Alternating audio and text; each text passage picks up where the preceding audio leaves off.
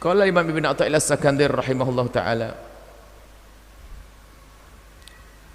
Imam Ibn Athaillah berkata, qala al-Imam Ibn Athaillah As-Sakandari rahimahullah ta'ala, nafa'ana Allahu bihi wa bi ulumihi wa bi ulumi masyayikhihi wa talamidati fid dharaini amin.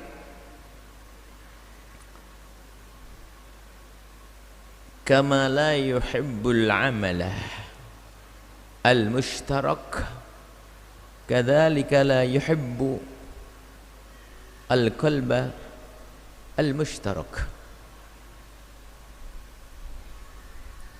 Seperti halnya Allah itu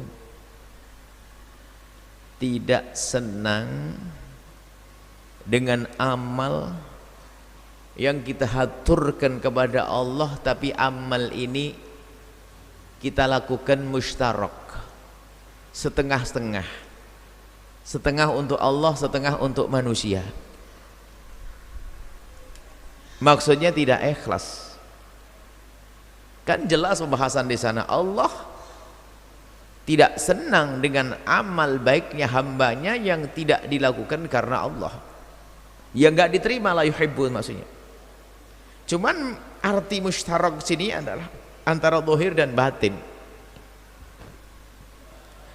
Kalau batinnya bukan karena Allah langsung, kalau zahirnya bukan karena Allah dan batinnya bukan karena Allah, itu amal syirik. Salat nyembah menghadap kepada selain Allah, ngadap ke patung, ini ya syirik. Zahirnya kepada selain Allah, batinnya bukan juga selain Allah. Cuman ini ada bahasanya menghadap Allah, menghadap ke kiblat, kemudian dalam hatinya menghadap kepada Allah, dalam lisannya menghadap ke Allah. Aku sholat menghadap kepada Allah, oke. Dan karena Allah sesuai lisannya. Tapi berarti betul seolah pekerjaan zahirnya sholat ini adalah untuk Allah.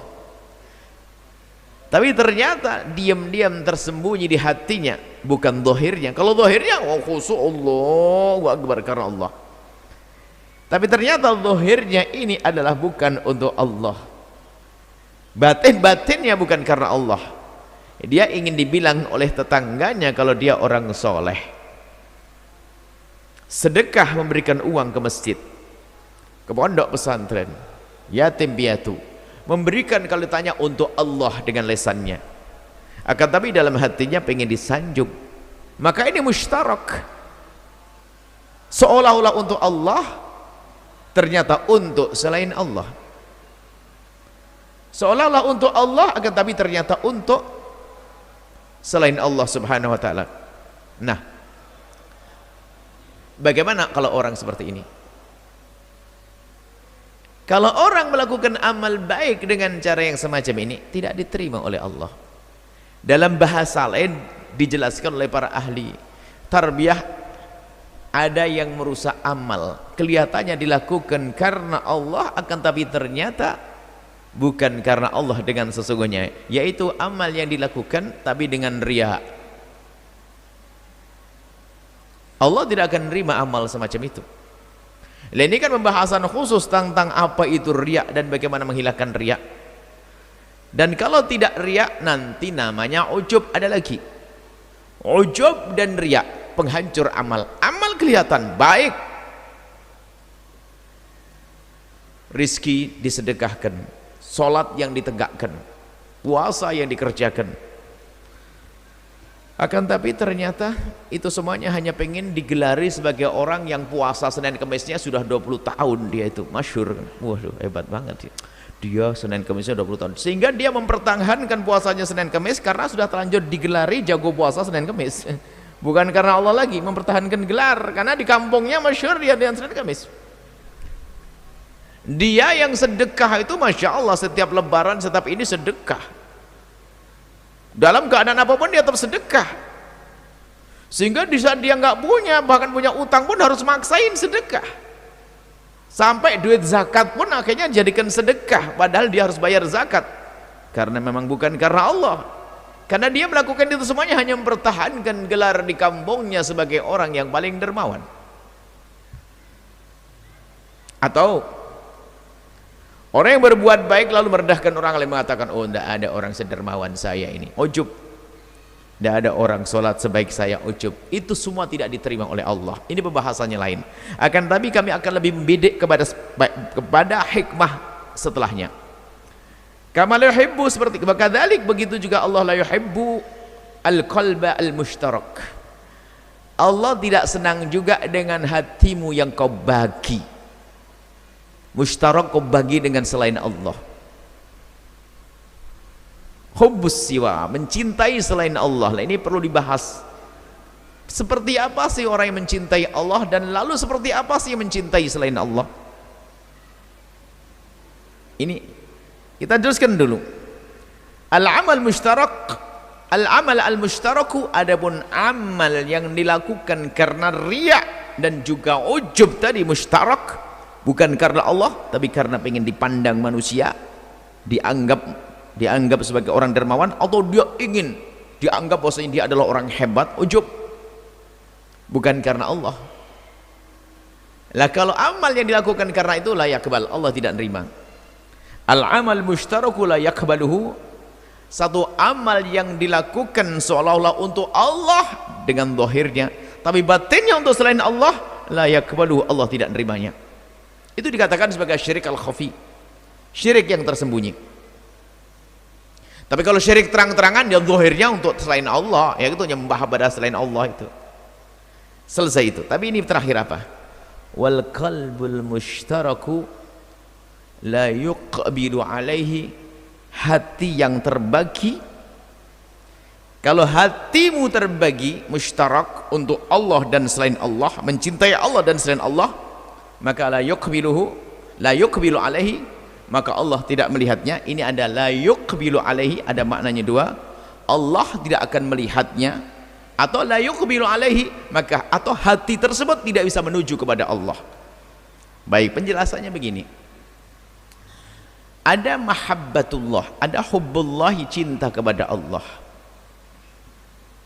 Bicara tentang cinta kepada Allah, mungkin lebih banyak dari kita itu mendengar cerita tentang cinta kepada Allah. Sebab cinta itu kan bukan hal yang terucap tapi dirasa. Bagaimana sih cinta kepada Allah? Yang tidak pernah mengerti cinta susah menjelaskan tentang cinta. Tapi jelas ada cinta kepada Allah. Sebagian dengan sederhana menerjemahkan cinta kepada Allah adalah menjalankan perintah-perintah Allah dan menjauhi larangan. Oh bukan, itu bukan cinta kepada Allah. Menjalankan perintah Allah dan menjauhi larangan bukan cinta kepada Allah. Cinta adalah cinta. Adapun menjalankan perintah dengan khusyuk, menjauhi larangan dengan serius, itu adalah buah cinta. Tolong dibedakan antara cinta dan buah cinta. Antara buah cinta dan cinta, manusia dengan manusia kalau mencintai spesial, itu di dalam hati. Akan tapi setelah itu tampak senyum yang indah, wajah ceria, pertolongan, kasih sayang dan seterusnya. Itu adalah buah daripada cinta yang ada di dalam hati. Tapi kebanyakan orang karena memang belum mencapai rasa cinta, maka menerjemahkan cinta dengan buah cinta, dan itu sah-sah saja. Sehingga yang namanya cinta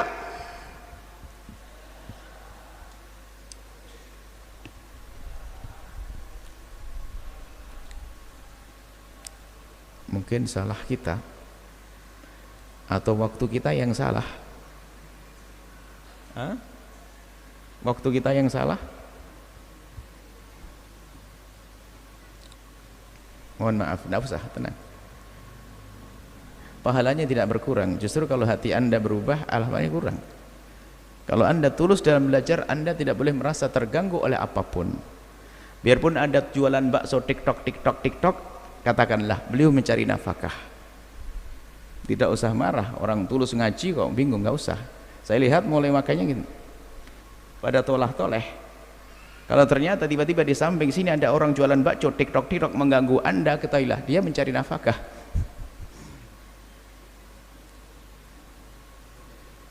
Baik, kita lanjutkan. Kalau salah waktunya, diatur waktunya nanti.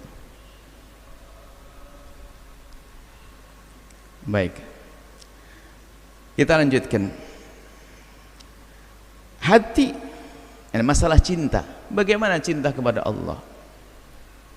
Cinta kepada Allah banyak, dan termasuk yang berbicara ini lebih banyak tentang teori bicara. Tapi yang jelas bagi orang yang mengerti cinta, cinta itu luar biasa dahsyat. Sebelum kita bicara tentang cinta kepada Allah, cinta kepada sesama saja bagaimana akan membuahkan kekuatan yang dahsyat.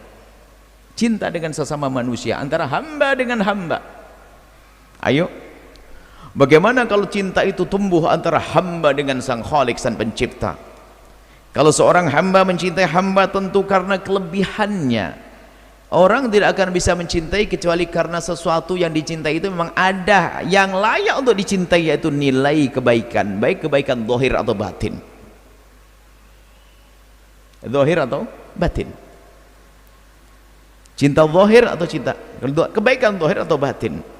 Makanya kalau kita bisa bicara cinta sesama manusia, seorang akan mencintai seorang manusia tentu mungkin karena fisiknya yang bagus atau akhlaknya yang bagus. Maka tidak akan mungkin seseorang bisa mencintai dibarengi dengan kesadaran akalnya kalau ditawarkan, bisakah kau mencintai orang yang Masya Allah secara paras serem, menakutkan, dan doa korek, dan kemudian hatinya busuk, kotor, dan jahat? Dia nggak bisa. Kalaupun ada, nanti orang tertipu dengan istilahnya jatuh cinta. Ini sesama jatuh cinta yang salah. Ini sesama manusia. Lalu dengan Allah subhanahu wa ta'ala, Allah jalla jalaluh, lihat sumber segala keindahan, pencipta segala keindahan. Makanya di situ tentu sangat mungkin orang untuk mencintai kalau punya iman kepada Allah jalla jalaluh. Sehingga alhamdulillahi, segala sanjungan dan pujian hanya milik Allah. Maka secara teori kan tentu dah mudah, teori, kita bicara teori. Untuk mengaku-ngaku kita sampai cinta Allah, ntar dulu dah, itu berat banget. Kita tidak berani, oh aku sudah cinta pada Allah, oh aku sudah tenggelam dalam cinta. Itu orang bisa saja sambil begitu-begitu, tapi hakikatnya kan pribadi banget ini. Cuman teorinya begitu. Tidak ada keindahan yang bertebaran di semesta kecuali itu adalah cinta Allah, karunia Allah, kebaikan Allah. Kebaikan Allah.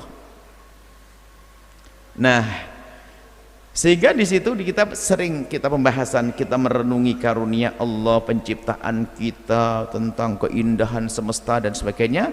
Lah itu renungan yang dalam itu untuk menghadirkan keimanan, dan keimanan yang kuat dibarengi dengan kesadaran tersebut akan menumbuhkan mahabbah, itu cinta. Sehingga para kekasih Allah itu waktu mengatakan di saat malam tiba berseri-seri wajah mereka, senang. Di saat mendengar matahari akan terbit, susah. Belum. Kenapa? Malam hari adalah bagi mereka saat memadu kasih dengan Allah subhanahu wa ta'ala. Dan ini terjadi pada para solehin. Kita ngomong begitu belum nyambung. Yang jelas saya ngantuk kalau bangun malam itu, berat banget maksain kita itu. Tapi kenyataannya ada orang seperti itu. Nggak usah jauh-jauh deh, seorang berbuat baik itu banyak diberi Allah kesenangan. Itu dia si kaya raya yang dermawan, dibuka hatinya oleh Allah, keluar duit 1 miliar, senyum dia. Kalau mulai kebayang, seneng dia, bisa nolong orang, seneng dia. Loh aneh, duitnya hilang padahal. Mulai nyambung kita, duitnya habis, dan itu tolong pun dia tidak kenal, bukan minta imbalan dia. Ada orang minta bantuan Pak Haji, ada orang di sana kena bencana alam, iya saya bantu, transfer, tidak ingin tahu, ada senang. Lah itulah maknanya mahabbah, cinta itu. Kalau itu kita kuatkan kepada Allah subhanahu wa ta'ala, maka akan membuahkan melaksanakan perintah Allah dan menjauhi larangan Allah subhanahu wa ta'ala. Maka di saat cinta ini tidak serius kepada Allah, kalau sudah cinta tidak serius, hati terbagi, maka dikatakan la yuqbil alaih, susah menghadap kepada Allah, atau Allah tidak mau memandang kita, melihat kita, dan menerima kita. Nah sekarang yang perlu kita fahamkan adalah bagaimana sih hakikat mencintai Allah Saya cinta kepada istri saya cinta kepada suami, saya cinta kepada anak. Bagaimana ini cinta kepada harta? Dalam takbir hadis, ungkapan baginda Nabi,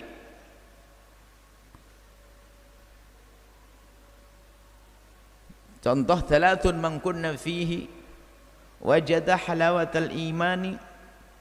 3 hal yang kalau itu ada pada seorang manusia, maka dia akan menemukan manisnya iman, manis ibadah, manis lakon. Ayyakunallahu wa rasuluhu ahabba ilaihi mimma siwahuma. Ahabba, kalimat ahabba kan lebih dicintai. Kalau ahabba lebih dicintai, maka di sini isyarat bahasanya mungkin kita mencintai manusia, mungkin kita mencintai harta kita, mungkin, tapi Allah lebih kita cintai, Allah dan Rasul lebih kita cintai. Nah, kalau kita mengatakan nggak boleh kita mencintai harta, mencintai ini nggak ada, itu memangkas fitrah. Kita tuh punya hawa nafsu, dan hawa nafsu kita untuk mengajak mencintai itu sah. Cuman kemenangan kita nanti kita memerangi hawa nafsu kita. Di saat kita, hawa nafsu kita mengajak mempertahankan harta kita untuk kita pegang, untuk kita genggam, karena saya cinta kepada harta saya. Iya benar, saya cinta. Kemudian saya paksa untuk saya keluarkan, lihat,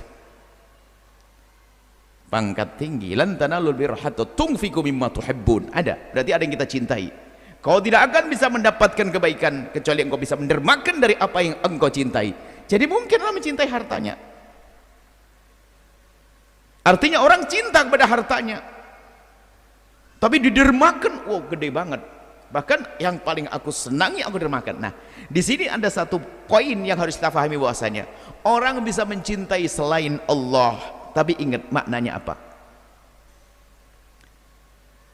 Tidak boleh melebihi cinta kepada Allah. Artinya bagaimana tidak boleh melebihi cinta kepada Allah dan Rasulnya? Jika seandainya harus ditawar, dihadapkan kepada orang tersebut, dalam waktu yang bersamaan harus memilih Allah atau sesuatu tersebut, pasti dia akan mendahulukan Allah. Disuruh milih, pasti dia memilih Allah.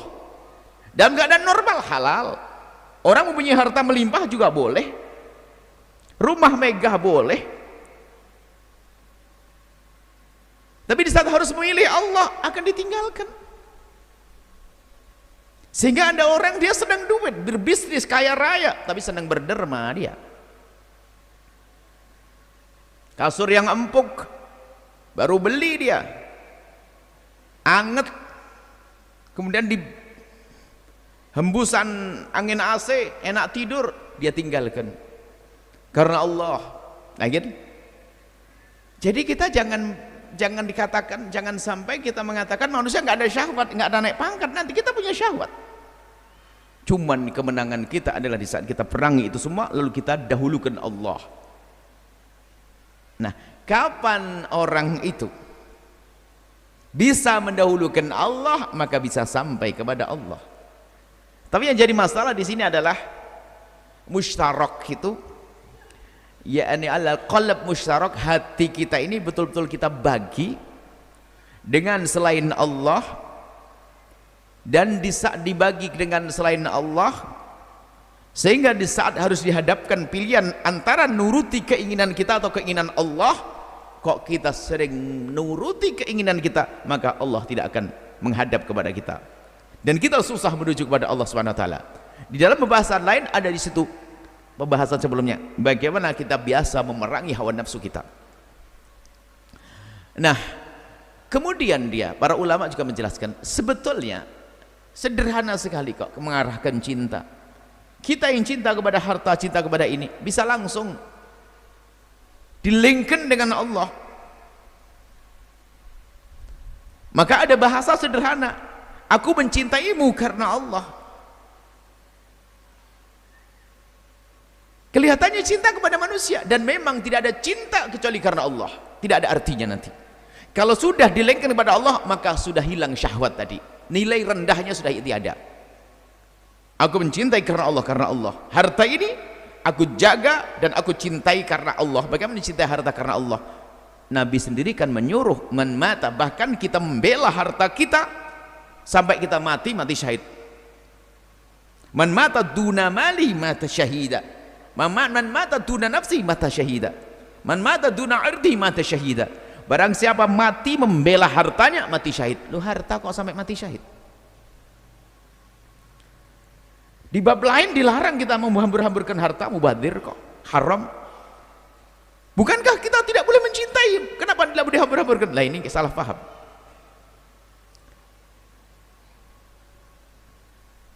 Kalau ada orang mengatakan aku tidak perlu dunia dan sebagainya, itu bakom. Nggak semua orang bisa diajak bicara tentang itu.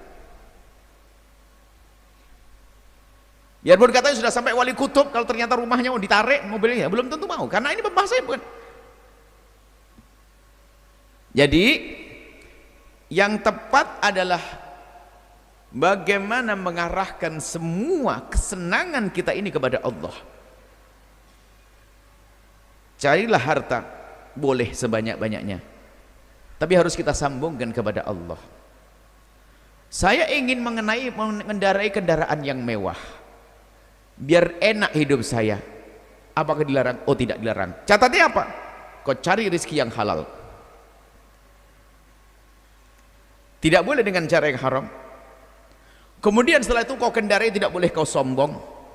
Kemudian syukuri kau gunakan untuk melakukan ibadah, ya sah aja. Padahal naik mobil mewah dia. Sudah naik sepeda sombong, maksiat kan kacau. Sederhana. Makanya orang, sehingga kekayaan yang Allah berikan kepada seorang hamba itu sesungguhnya kalau orang itu faham, itu adalah kendaraan atau sesuatu pesan yang Allah kirim kepada hamba tersebut untuk mendekat, untuk merapat kepada keridhaan Allah subhanahu wa ta'ala. Jadi kalau sudah bicara dalam dunia tasawuf, bicara tentang cinta Allah, tidak cinta manusia ini, jangan sampai salah memahami. Cinta dunia, oh cinta dunia, maksudnya apa cinta dunia? Suruh meninggal ke dunia? Nggak mungkin dong. Saya punya anak istri, gimana saya cari nafkah? Saya harus jual beli, tawar menawar dong. Kalau tidak bangkrut saya, besok makan apa istri saya? Rumah saya harus saya kasih pagar, saya kasih kunci dong, supaya tidak diambil oleh maling dan sebagainya. Untuk apa? Untuk anak istri saya. Terus, karena aku memberi nafkah anak istriku adalah bagian daripada ibadah Allah semuanya.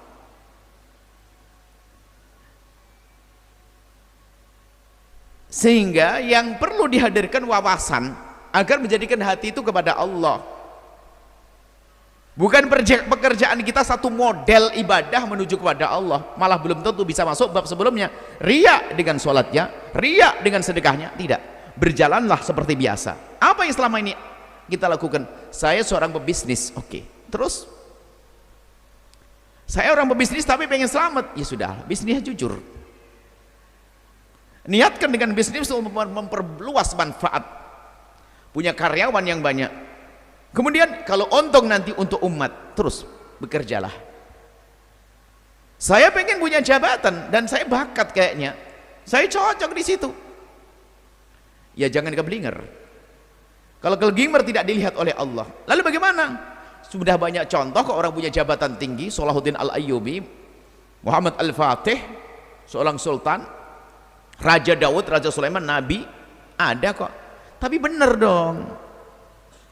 Lah maksudnya di situ, jangan sampai hati kita ini dikalahkan dengan itu semua sampai kita mendahulukan selain Allah daripada Allah. Sehingga biarpun dia orang kaya, kalau dia menyeru kebaikan, mendengar seruan kebaikan, bergegas. Lagi enak tidur mendengar seruan perang, keluar berperang pada zaman Nabi. Bahkan dikatakan pengantin baru. Pengantin baru mendengar seruan jihad. Yang disebutkan sebagai orang yang dimandikan malaikat, man khosalatul malaikat, itu kan kisahnya begitu. Lagi hubungan, tak tanya apa, mendengar seruan jihad. Lihat, apakah tidak cinta pada cinta, tapi kepada Allah, Allah lebih. Kalau kita bisa begitu kan enak begitu. Silahkan jadi pejabat, tapi yang benar ayo. Yang jujur dong. Selagi haram saya nggak mau. Loh ini boleh jadi orang kaya, boleh jadi, oh nggak boleh. Ingat. Tapi ingat, harus kita dahulukan cinta kepada Allah dan Rasulnya. Perlu praktek sedikit demi sedikit, praktek sedikit demi sedikit, perlahan kita mulai dari apa yang kita bisa, dari kesehari-harian kita yang ringan saja, antara ngobrol itu tidak merugikan, sama menyambut seruan sholat berjamaah satu, sedikit gitu. Allah, menahan nonton sampai kemalaman agar bisa tahajudan dua, kecil-kecil aja. Anda mau beli bakso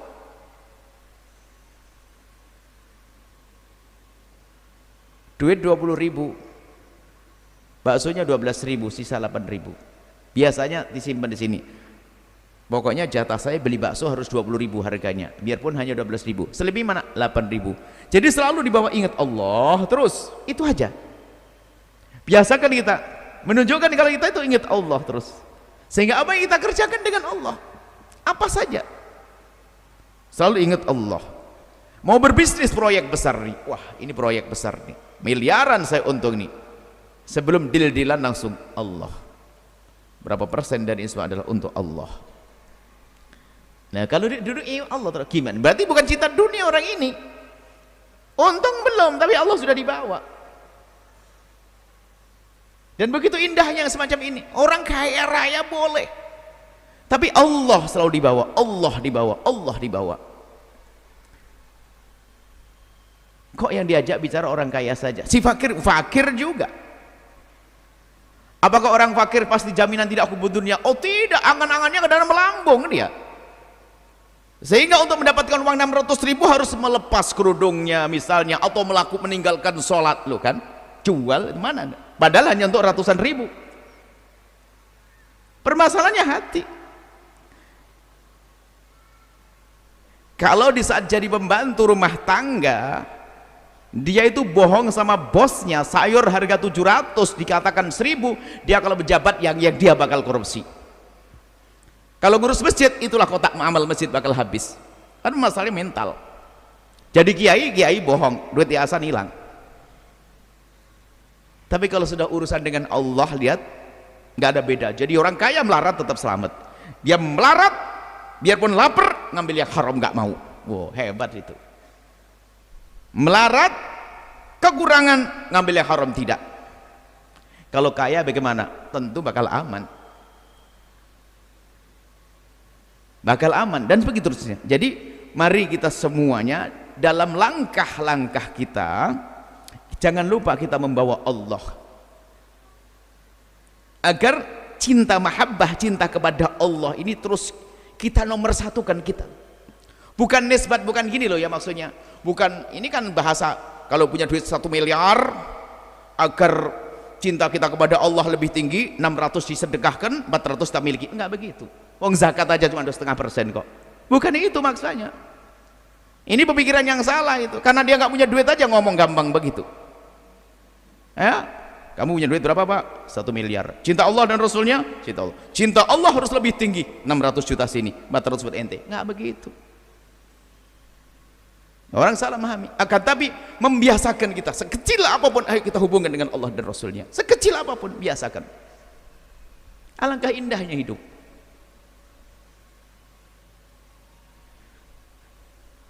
Kalau kita kembali kepada perjalanan manusia, mulai dari di saat dilahirkan sampai dia punya kesadaran, kemudian sampai mati lagi, ini butuh sama dunia. Kan begitu. Biarpun sudah dijamin oleh Allah, wa ma min dabbatin fil ardi Allah rizquha, kan begitu. Tapi kan nggak boleh kita ngomong, yang kan sudah dijamin oleh Allah, saya tidak mau kerja. Haram, jangan nikah kalau begitu. Kerja dong. Kita harus kerja, mencari rezeki, cari nafkah. Sampai diimbau oleh Nabi. Sebagian menyebutkan ada satu orang sahabat Nabi bertanya, ya Rasulullah, aku punya rezeki ini, Bagaimana jika aku sedekahkan di jalan Allah untuk perang, kemudian aku berikan untuk fakir di sana, atau aku berikan kepada istriku, mana yang lebih utama? Nabi mengatakan, apa yang kau berikan untuk istrimu jauh lebih bagus dari yang lainnya. Dia memberi nafkah itu pahala kok. Lah kuncinya satu tadi, membiasakan dengan Allah. Jadi langsung dua ya, kesimpulannya dua. Di saat Anda melakukan sesuatu, hendaknya Anda libatkan Allah. Anda mau buka toko besok pagi, Anda buka toko besok pagi, langsung sebelum Anda buka toko niat, ya Allah, aku akan cari rezeki, hasilnya adalah untuk anak istriku. Kemudian sisihkan, ya Allah, berapa persen aku akan berikan kepadamu, ya Allah. Biasakan begitu. Anggap saja 5.000 kah 1.000. Membuka toko, mau ngobati anak yang sakit. Kita tuh sering lupa kepada Allah itu, sehingga kita sering dikuasai dunia tuh lupa kepada Allah, mendahulukan akal kita, kecerdasan. Seorang ibu ngantarkan anaknya ke rumah sakit. Seorang ibu anaknya sakit, kalau sampai dibiarkan ibu kurang ajar. Ibu yang sehat adalah kalau anaknya sakit bergegas dibawa ke rumah sakit, diobati dong, kalau enggak membunuh anaknya. Cuman kita pengen tahu loh ya, siapa di antara kita ini di saat akan membawa anak ke rumah sakit ngambil air wudhu, sholat 2 rakaat lalu doa minta kepada Allah agar kita semakin yakin yang ngasih obat adalah Allah. Ini kita tuh sering lupa kepada Allah. Jadi makna mencintai Allah lebih dari yang lainnya adalah membiasakan kita berdoa. Ingat, berdoa bukan zikir-zikir saja, tidak. Dalam perilaku kita hendaknya selalu dengan Allah, Allah, Allah. Kira-kira bisa nyuri enggak? Ya Allah, mau nyuri nanti 50% Tuhan kau, ya Allah. Enggak ada itu. Hal mubah. Jadi ingat kepada Allah penting sekali. Nah ini kita pengen, ada sebagian orang tuh paling anti bicara tentang zuhud. Tahu zuhud? Bagaimana agar kita tidak cinta dunia, agar cinta akhirat saja. Orang ketakutan. Padahal zuhud itu bukan berarti kita tidak memiliki sesuatu. Wala zuhudu alla tamlika syai'a. Zuhud itu bukan kita tidak memiliki sesuatu, tapi zuhud agar kita tidak dimiliki oleh siapa apapun. Nggak boleh dikuasai oleh dunia, tapi dunia kita yang atur.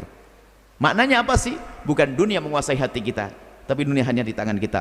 Ini teorinya gimana? Itu tadi, kita bersedekah. Berat, nggak apa-apa berat. Justru semakin Anda berat tuh sebenarnya semakin gede loh pahalanya meraih hawa nafsu kok.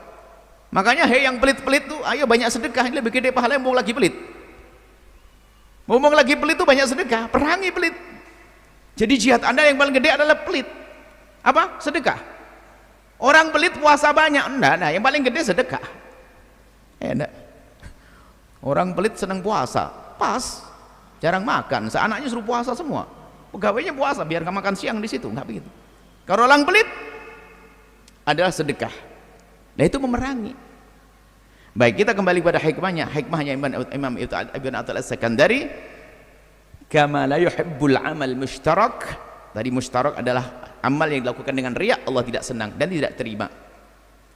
Kadzalika la yuhibbul qalbal mushtarak. Allah enggak senang kalau hati ini adalah kau bagi. Kau bagi adalah kau dahulukan selain Allah daripada Allah. Al-amal mushtarak, amal yang kita lakukan dengan riya dan ujub, la yaqbaluhu, Allah tidak akan nerimanya. Wal qalbul mushtarak, dan hati yang telah mendahulukan selain Allah, hati yang mendahulukan selain Allah, la yuqbil alaihi, maka hati orang itu tidak bisa menghadap kepada Allah dengan benar, nggak bisa khusyuk ibadah, nggak bisa serius melakukan kebaikan. Karena apa? Dia telah mendahulukan selain Allah. Maka dari itu, yuk kita biasakan mendahulukan Allah dari hal yang kecil. Dengar seruan adzan segera sholat ya. Nah, kalau ada, ini luas sebenarnya, kita ingin hubungkan antara hubungan dengan Allah dengan manusia juga. Kalau Anda melihat tetangga orang fakir yang Anda keluarkan uang, segera, ini kemanusiaan. Biasakan tetangga fakir, jangan cuek. Ayo kita pulang, kita pandang anak indal munkasirati qulubuhum, Allah dengan mereka. Jangan cuek, hidupkan hati kita, ngurusi mereka semampu kita. Kita punya 100.000, 1.000 gak ada masalah, keluarkan dulu. Ini untuk Allah. Allah. Orang sakit,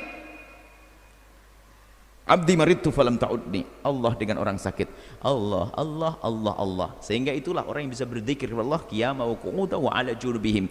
Zikirnya bukan di lisan saja, di perilakunya. Maka orang itu berarti telah mendahulukan Allah daripada selain Allah subhanahu wa ta'ala, dan itulah yang akan dilihat oleh Allah, dan orang ini akan mudah meluncur menuju ridha Allah subhanahu wa ta'ala. Wallahu a'lam bissawab.